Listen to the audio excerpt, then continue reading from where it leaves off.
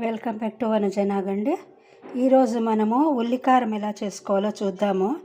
దానికని చూడండి, నేను ఇలా సన్నగా తరుక్కున్నాను. దీన్ని అంటే ఫస్ట్ పచ్చిదే వేసి రుబ్బుకోవాలి. దానికి తగినంత నిమ్మకాయ అంతా చింతపండు నానబెట్టుకుని తీసుకున్నాను.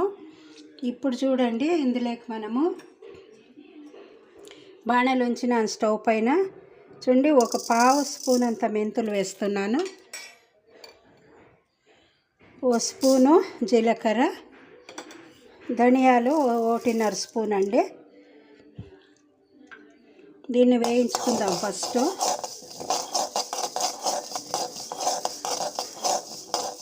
చాలా సింపుల్గా చేసుకోవచ్చు, కాకపోతే చాలా రుచిగానే ఉంటుంది, ఎక్కువ రోజులు ఉంటుందండి. చూడండి, గుంటూరు మిరపకాయలు తీసుకున్నాను. తర్వాత ఈ బ్యాడిగి కూడా తీసుకున్నాను. చూడండి, బ్యాడిగి ఇవి ఇప్పుడు పైన వేసినా కదా, ఇవన్నీ బ్యాడిగినండి. ఒక 7-8 కాయలు తీసుకున్నాను నేను.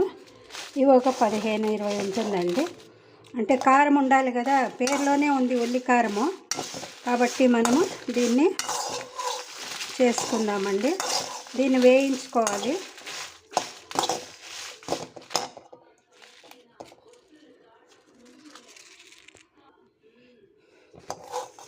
మిరపకాయలు పొంగేది తెలుస్తుంది చూడండి, మనకంటే లావ్ అవుతాయి. ప్రతి వీడియోలో చెప్తా నేను. కానీ దీనికి ఎండుమిర్చినే వేసుకోవాలండి, పచ్చిమిర్చి వేసుకోకూడదు. ఎండుమిర్చి వేసుకుని ఇలా దోరగా వేయించుకుని చేయాలి. కలుపుతూనే ఉండాలండి, ఎందుకంటే కింద అవి మాడిపోయే ఛాన్సెస్ ఉంటుంది. లేకపోతే మీరు సపరేట్గా అయినా వేయించుకోవచ్చు. ఎలాగో దాంట్లోకి వేసి వేయించుకోవాలి. అలా వేసేసానండి. చూడండి, ఇంకా వేగాలి ఇవి. అంటే సిమ్లో పెట్టి వేయిస్తున్నాను. హై పెట్టినామంటే ఇవి మిరపకాయలు మాడిపోతాయి. అవి కూడా అంతేనండి, జీలకర్ర ధనియాలు మాడిపోతాయి కదా, అందుకని ఇలా చేసుకుందాము. సిమ్లోనే పెట్టి మనము చేసుకోవాలి. ఇది బాగా వేగింది అనడానికి కమ్మగా వాసన వస్తుందండి. మిరపకాయలు కూడా అంతేనండి, వేగిపోతే కమ్మటి వాసన వస్తుంది. మీరు సిమ్లోనే పెట్టి వేయించుకున్నారంటే బాగా వేగుతాయండి. ఇవి కూడా లోపల నుంచి ఈ గింజలన్నీ కూడా పచ్చి పచ్చిగా లేకుండా బాగా వేగుతుంది. అందుకని సిమ్లోనే ఉంచుకోవాలి మనము. అంటే ఇది అయిపోయిందండి, తీసేస్తాను. తీసి కొంచెం ఆరినాక మిక్సీ వేసుకుందాము. ఈ వేగి చల్లారిందండి. వీటిని మిక్సీ జార్లోకి వేసి పొడి చేస్తాను ఫస్ట్.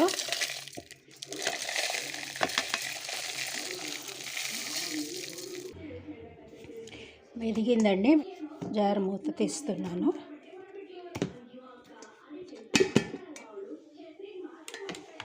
చూడండి, బాగా నున్నగా అయిపోయింది. ఇప్పుడు ఇందులోకి ఉల్లిగడ్డలు వేసుకుందామండి. తరుక్కున్న ఉల్లిగడ్డలు, ఇది చింతపండు వేసేస్తున్నాను. ఇలా అన్ని ఉల్లిగడ్డలు తరుక్కున్నవి వేసేస్తాను. చూడండి, ఉప్పు వేస్తున్నా. ఇందులోకి కొద్దిగా బెల్లం కూడా వేస్తాను. బెల్లం వేస్తున్నాను. చూడండి ఎలా మెదిగిందో, కలర్ కూడా. దీని నీళ్ళు వేసింది లేదండి, ఉత్తగానే ఆ ఉల్లిగడ్డలు అవి అయినాకనే ఇంత గట్టిగా అయిందంతే. నీళ్ళు ఏం వేయలేదండి. నీళ్ళు వేస్తే తొందరగా పోతుంది కదండి, అందుకు నీళ్ళు వేయను. నేను ఇప్పుడు పోపు వేసుకుంటాను దీనికి. మీరు ముద్ద వాటికి అలాగే కూడా తినేసేయచ్చండి, అంటే పచ్చికారం ఇష్టమయ్యేవారు. నేను ఇప్పుడు దీనికి పోపు వేసి దాన్ని దీంట్లోనే నూనెలోనే వాడుస్తాను. నూనె చూడండి కాగుతూ ఉంది. ఇప్పుడు ఇందులోకి ఆవాలు వేస్తున్నాను. తగినన్ని ఆవాలు వేసుకుందాము. 1.5 స్పూన్ వేసానండి నేను.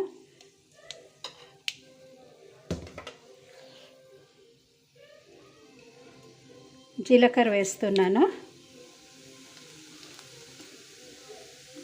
చూడండి, ఇవి చిటపట్లాడుతున్నాయి కదా. ఇప్పుడు శనగపప్పు వేస్తున్నాను.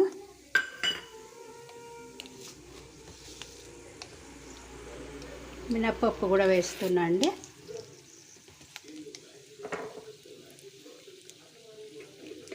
పసుపు వేద్దాము.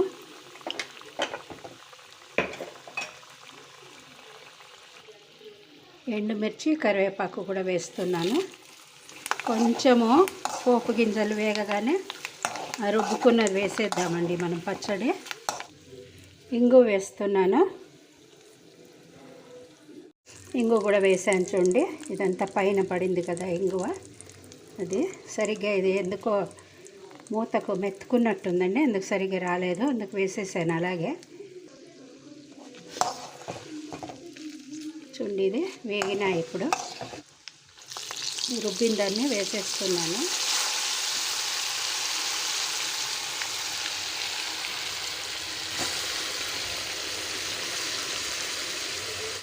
చూడండి ఇది వేసేసాను. ఇప్పుడు కలిగి పెడదాం బాగా. అంటే నూనె తేలేదాకా మనం దీన్ని, మీరు ఉప్పు కారం కావాలంటే చూసి వేసుకోవచ్చు. నేను వేసింది మాకు కరెక్ట్గా ఉందండి. చూడండి ఇలా నూనె తేలుతూ ఉంది. ఇది అయిపోయే కొద్దీ ఇంకా నూనె బాగా తేలుతుందండి పాత్రలో నుంచి. చూడండి మైసూర్ పాకు వచ్చినట్టు పక్కకు వచ్చేస్తుంది. నూనె కూడా మీకు కనపడతా ఉంది కదండి, నూనె వస్తుండేది చుట్టూతా. చూడండి తెలుస్తుంది మీరు, ఇక్కడంతా కూడా నూనె వచ్చింది.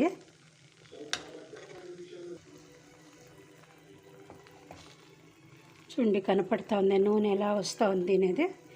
ఇది అయిపోయిందండి, తీసేద్దాము. తడి తగలకుండా పెట్టుకుంటే బాగుంటుందండి. ఇంకా మామూలు మనకు తెలిసిందే కదా, ఫ్రిడ్జ్లో పెడితే ఎన్ని రోజులైనా చెడకుండా ఉంటుంది.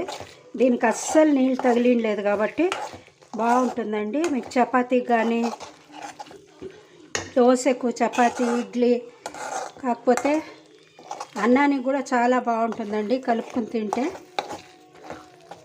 మీరందరూ కూడా చేసి చూడండి, ఎలా వచ్చిందో కామెంట్లో పెట్టండి. లైక్ చేయండి, షేర్ చేయండి. కొత్త వాళ్ళు అయితే సబ్స్క్రైబ్ చేయడం మర్చిపోకండి. వేరే గిన్నెలోకి వేసేద్దామండి. ఇది ఆరినాక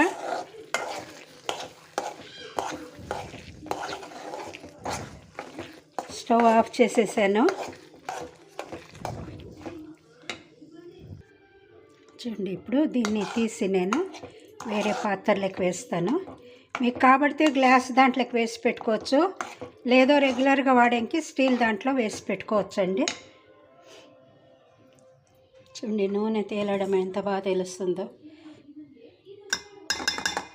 ఈ పాత్రలోకి మార్చేస్తున్నాను.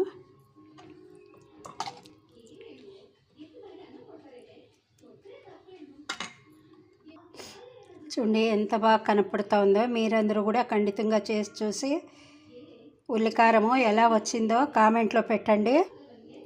సబ్స్క్రైబ్ అయినాక బెల్ ఐకాన్ నొక్కారంటే నేను చేసేటివన్నీ మీకు వీడియోలో నోటిఫికేషన్లో వస్తాయండి. Thanks for watching my video అండి.